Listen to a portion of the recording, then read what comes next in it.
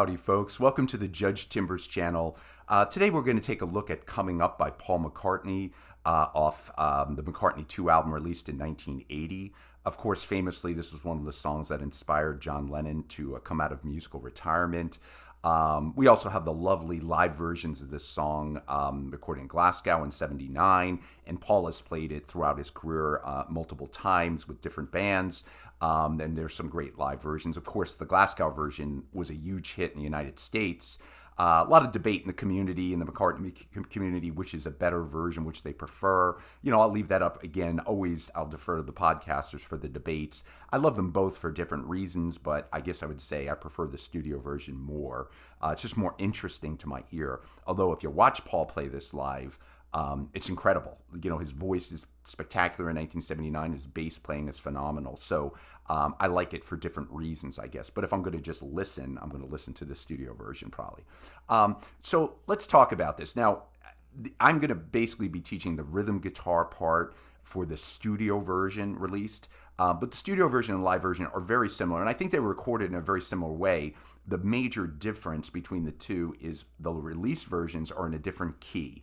All right, I think they were recorded in the same key, which would be E major, which makes sense because Paul has said E major is his favorite chord, and it makes sense on the bass guitar to have your low E string, you know, thumping, which he does, and he's always played this in concert live in E major. I'm sure he recorded it during McCartney II in E major as well, but in the released version of McCartney II, the song is taken down a half step to E flat or D sharp. I'm going to call it E flat, just to give you one half step. And either Paul probably, you know, he's done in the past, he may have tuned all his instruments down a half step. Probably more likely he just used vari-speed, and slowed the recording down for whatever reason. He just liked the sound of it and just took the whole final recording down a half step and slowed it down to E flat. But basically the studio version's in E flat. The live versions are always in E major. So a half step difference, but I think he basically played it the same way all the time. Just that minor difference. And if you watch, again, this is a rhythm guitar lesson, which is, on this song, it's just one repetitive riff. I'm just going to show you a very easy way to play it. May not be exact how Paul's doing it. I'm not trying to imitate Lawrence Juber live or Brian and Rusty, the way they play it. They all play it slightly different, I think. And none of them use a capo like I'm doing. But this, to me, is the easiest way to play the riff. And it's, you know, if you're playing a 4 or 5 minute song, you might want to, you know, think about using a capo on this one just so your hand doesn't cramp up or you're doing too many bars. But however you want to play it is fine. You could do what I'm doing without the capo easily.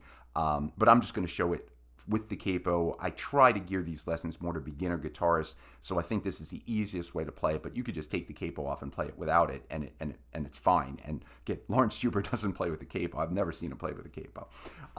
But anyway, so it's just one riff that repeats through the whole song. The only change to the one riff is that little keyboard synthesizer part that happens, I think, twice in the song, and I'll just show that real quick. But that's it. Other than that, it's this one riff. So let me play it real quick the way I'm doing it, the way I recorded it in my cover version, and I'll just show you how I do it. And then if you want to do it a different way, that's fine. But this will give you an easy way to play the riff, what I think an easy way is. So it sounds like this, right?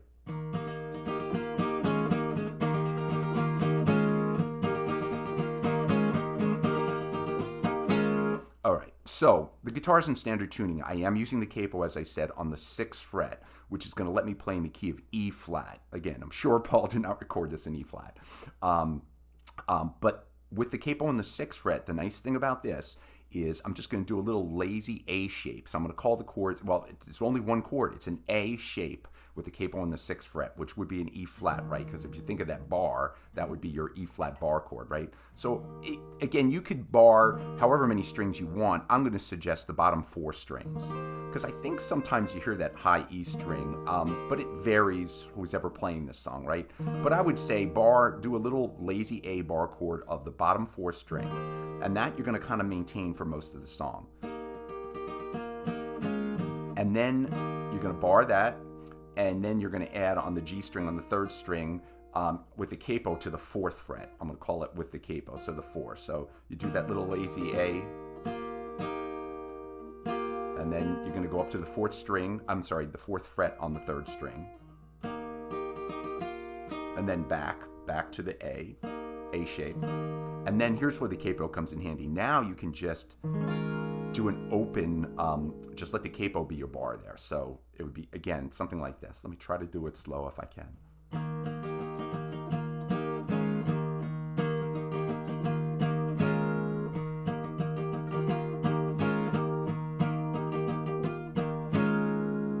So the capo really just lets you could bar that with your finger and you could kind of do different shapes.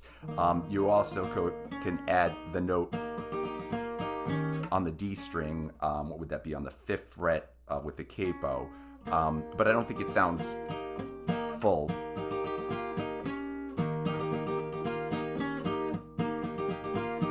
I mean, that's fine, but I think that sounds a little better to me. So anyway, however you want to play it. And that's really it. So just kind of practice it.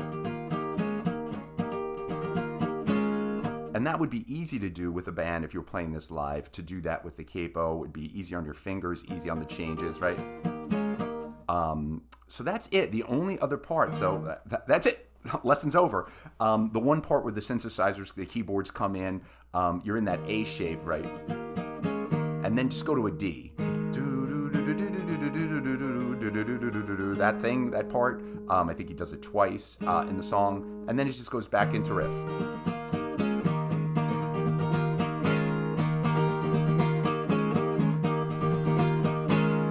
That's it, folks. I'm not going to keep you any longer. Coming up, fantastic song by Paul McCartney off McCartney II.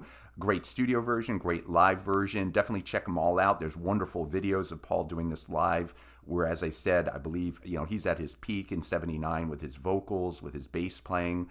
They're phenomenal. Let the podcasters know which is the better version, not me.